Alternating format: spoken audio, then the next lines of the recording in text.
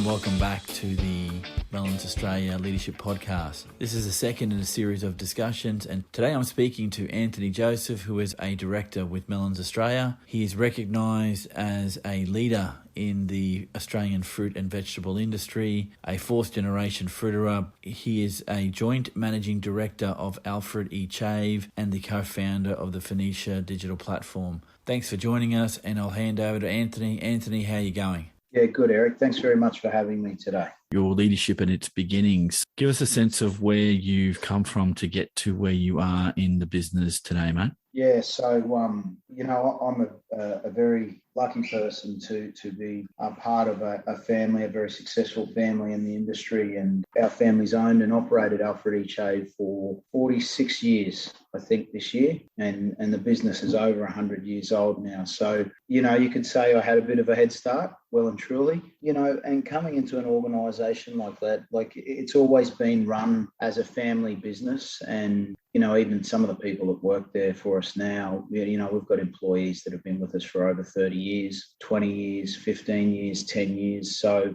it's very much a family environment. And, how would I describe my leadership role? Well, myself and my brother Paul run the business these days, day to day, and have done, probably for the best part of 15 years now, I would say. But we were lucky to have good leadership in our parents and grandparents that came through before us. So we're working people. So it's a sort of business where you don't sort of sit back and wave your finger around. How would I describe my leadership? It's very much an involved sort of way of leading, and of enjoying being a part of a team. And I deeply believe that leading by example is the best way to lead in our environment, that's for sure. Yeah, look, this may be a theme that comes through here, and I'm very interested. And as a segue to the next topic, which is your views on the distinction, if there's any in your mind, between leadership and management, I'll throw in a bit of a curveball here and see how you go with this one, because there's no right or wrong answer here. It's just the dynamic that you've introduced is the family involvement in a business. And so how do you decide who's doing what? How were those decisions made? How do you do leader development in that context? So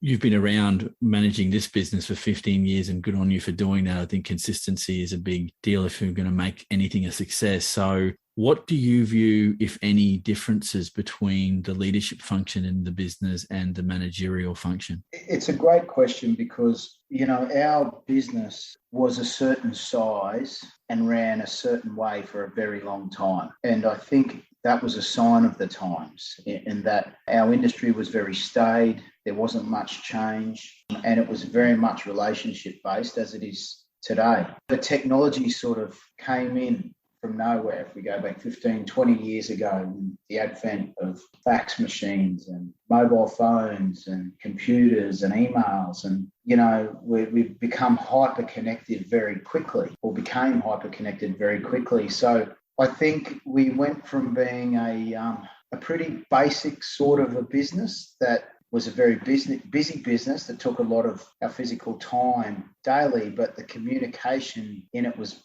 probably a bit more limited to what it is now. So, you would have had your one or two phone calls with a grower morning and afternoon, whereas now, it's just this, you're constantly connected via mobile phones and messaging platforms and customer information and supplier information, and you become inundated with it. So I think, it went from being simple in a sense to quite complicated. And at a time when our business started to grow, I think leadership style and management style of businesses, is deeply sort of in tune to the actual size of the business. So I think as our business started to grow, that's when we probably had the management challenges in the business, whereas my father and my grandfather could probably manage everything day to day quite simply, but gee whiz now, everything from QA, quality control, approved supply programs, our export business, our freight, incoming, outgoing all around the country, managing all our software and computer platforms and making sure everything's talking to each other. We now have a team around us that's probably taken us 6 to 10 years to build through the business that helps support our day-to-day management of it. So it's a very different business today to what it was before. But I think when I look at it now and reflect and see where some businesses go well and some don't with management, I think it's connected to the growing pains and how quickly something grows. You know, we've been able to grow at a steady pace. So when we make mistakes, they're not big mistakes. But when you grow quickly, you don't have the right management in place, little mistakes become big mistakes. So I think, and that's a trapping of the times as well. We all sort of want things to happen immediately, but I think it just, in a business, things just take time. And, you know, as I said, the size is connected, I believe, to the leadership and management style. And as you get to a certain size, there's only so many things you can do a day. So it's how do you offset those tasks and who do you upskill and who do you get to manage? We believe in bringing our people up through the business and teaching them our way, you know, back to what I was saying earlier about, you know, the tenure we have amongst some of our staff. You know, for us, it's been, they're the ones that understand the business.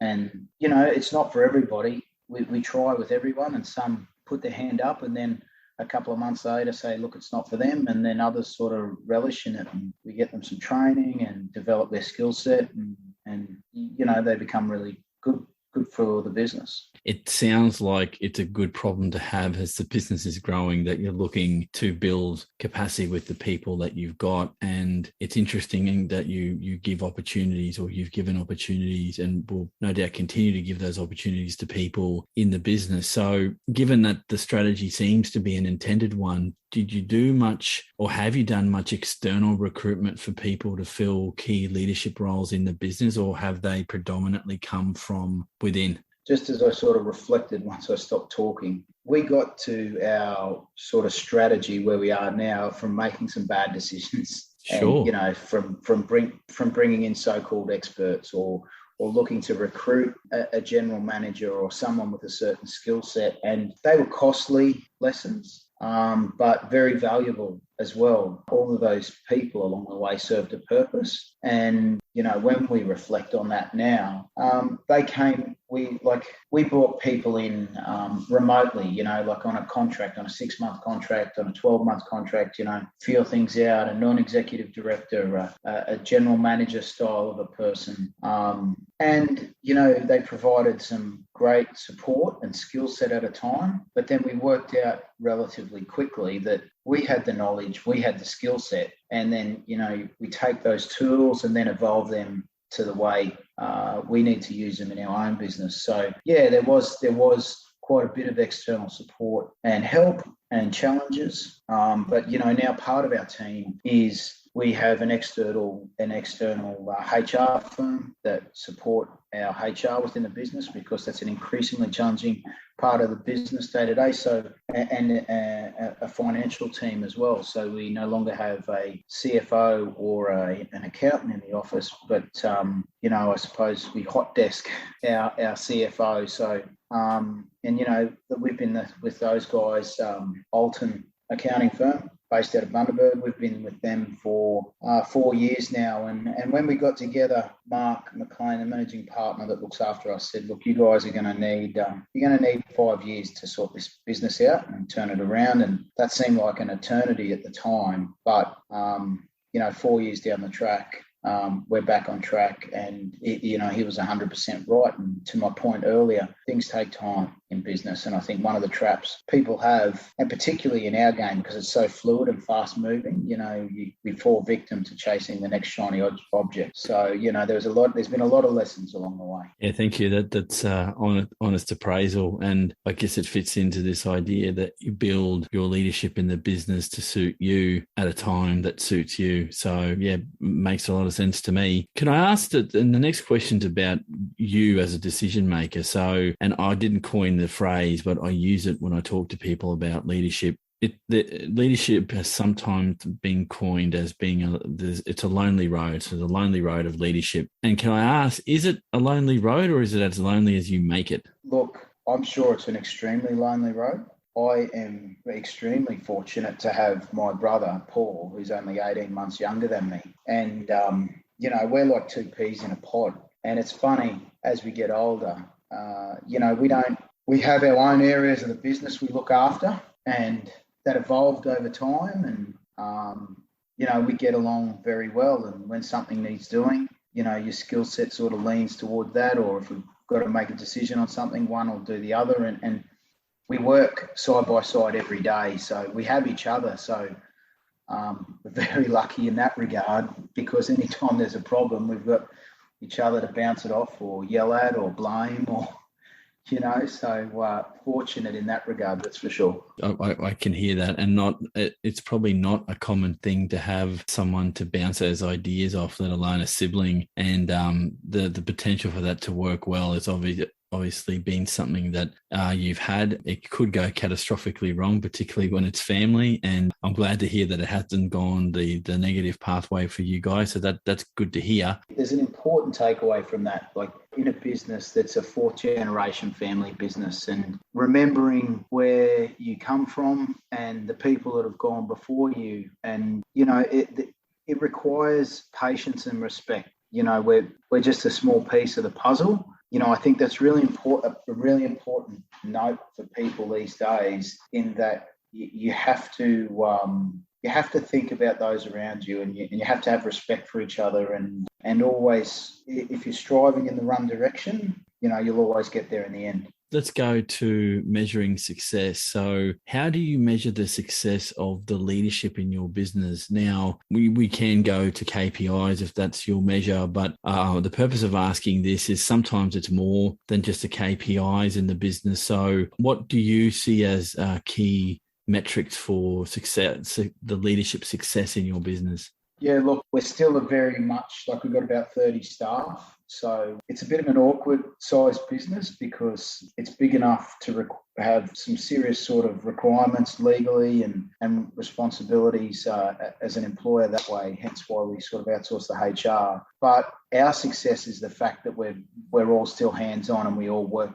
together as a team. So basic KPIs in the day-to-day operation of the business, like picking and packing orders and delivery and time of delivery, and all the basic things that drive performance. We use those to some extent. Measuring success, it's not something that we sort of sit down monthly or yearly and say, look, have you met your KPIs and we've done this, have we done that, have you done that, and measure it down in numbers, because it's, I suppose it's just the fluid nature of our business. It's just ever changing.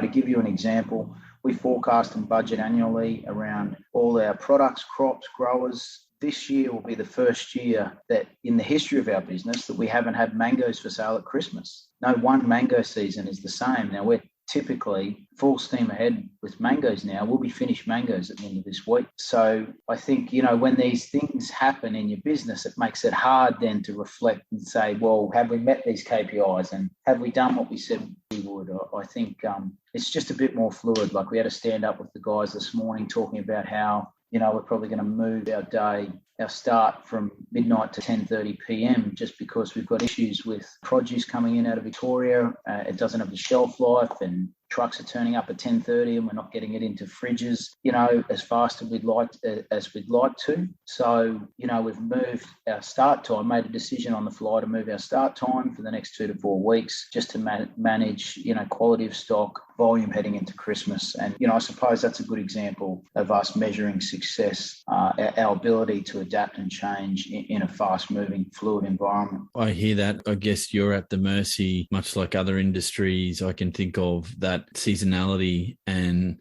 point in time, being able to shift things quickly and to move quickly is critical to keep the thing that you're selling in the best condition you possibly can, because I guess reputationally, you don't want to morph into the business that's not keeping high standards, or if you're known for high standards, then you don't want to be undermining that as a way to promote yourself. So, I get that. Given that you've had, almost two decades of experience in this business, leader capabilities. Now, what do you believe are the most critical that you've seen? You can talk about yourself, maybe your family in the business or other leaders in the business, but what are the key things that if you had to pick, the most important ones are critical in the type of business that you run? Yeah, look, capabilities or necessary skills that a leader must have. high EQ, high emotional intelligence. I believe leaders need to be empathetic and need to be humble, have humility. And if we're going to be successful with people and as a team, we need to be understanding of them. And, everybody has their challenges in life day to day. And I believe in this day and age, more than ever, we need to be understanding of other people and understanding what their needs are, what drives them, so that we can create an environment where we're going to get them the best out of them, the best version of them turning up every day. The nature versus nurture question. So are leaders born or are they made, Anthony? I think you could say both. But to my point earlier, Eric, where I said, from our own experience, we have, where I see in and have seen in people exceptional leadership qualities and exceptional leaders. They don't necessarily translate all the time to leaders in a work environment. They may be a good leader in a sports team or in a sporting environment. Invariably, those sort of people do lead well in a work environment, but I've seen instances where they don't. So I do believe it is in people's nature to be a leader, and that leaders are born, but I also believe you can nurture them as well. I deeply believe that. And we've got people in our team that would never have ever considered themselves a leader or to be a leader or in the roles that they are, and they're going really well. But let me ask you more broadly from a melons industry perspective. Do you think there is enough investment in leader development, or is it an ongoing conversation, or somewhere in between? Look, it's probably somewhere in between. There have been industry efforts more broadly and in the melon industry to conduct, not necessarily training, but programs to develop leaders and young leaders and try and bring people off the family farm and get them out to see how things work. But it's it's all well and good. People have to want to do it, Eric. And I think one of the challenges we have in our industry is that people live a lifestyle and they live rurally, and sometimes it can be a big challenge to come in, get outside of that environment and come into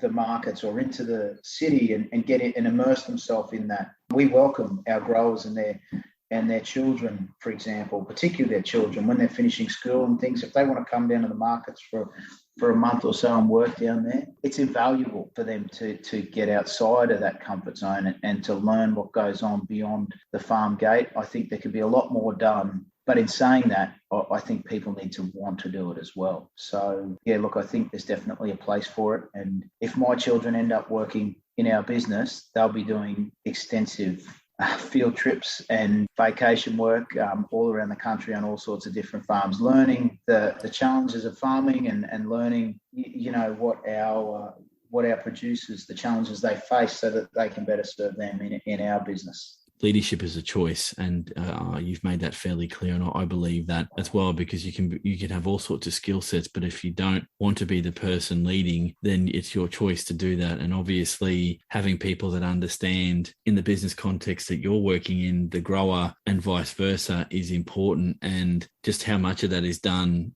I think, is a business by business issue. But I think you've got to sell the business case to people along your supply chain to want to step up to leadership roles. And that is I think that's a concern, or at least a challenge in every industry sector. Melons is not unique in that respect. I would hazard a guess. Challenge me on that if you think it's not, but I reckon leadership and developing leaders is an ongoing conversation. Anthony, just final topic area here, and it's a two-parter if I could. So from your leadership pathway, and let's do some hindcasting. Looking back, what do you think you've learned from your leadership journey up until now? So if you had 3 takeaways from what you've learned till now, what would you say those things are? Patience. I think first and foremost, our industry is highly competitive and, as I said, fast moving, fluid and changing day to day. And what I've only learnt with time has been patience. When we're younger, we can be more impulsive and act quickly and make decisions without fully understanding the ramifications of them or how it might play out. So I think patience is a big thing. Look, relationships. and the value of relationships and the time it takes to develop those relationships. Like we've had the good fortune of relationships, generational relationships in our business from suppliers and customers alike. I can say now, with my hand on my heart, it's only now that I truly understand the value and how long it takes to develop those. And it's like a marriage. And I think if you want the relationship to work, you have to invest in it, you have to evolve, and you have to change with it and challenge yourselves to have tough conversations. So what have I learned? Patience, relationship, openness and honesty, and with each other, and accountability. You're holding each other to account to get the best result for each other. We're lucky. We've got two customers really in our business. We have suppliers and, the downstream customers. And I think that helps keep us on our toes. Looking forward, so what do you think are the skill sets, and you identified emotional intelligence, EQ, before. Is there any other leader capabilities you think are that need to be examined in some more detail or looked at into the future in your industry, given that you've had decades to get to where you've got to here? Look forward for us and maybe do a bit of crystal ball gazing if you can. Well, I think that there's just two things I'd like to say here. One, I think, is humility. And in this day and age, it just seems as though you need to be there for each other. You need to understand each other. And that's the best way you get the most out of each other or whoever you're trying to work with. I think that's just a key thing, really important. And that's me personally.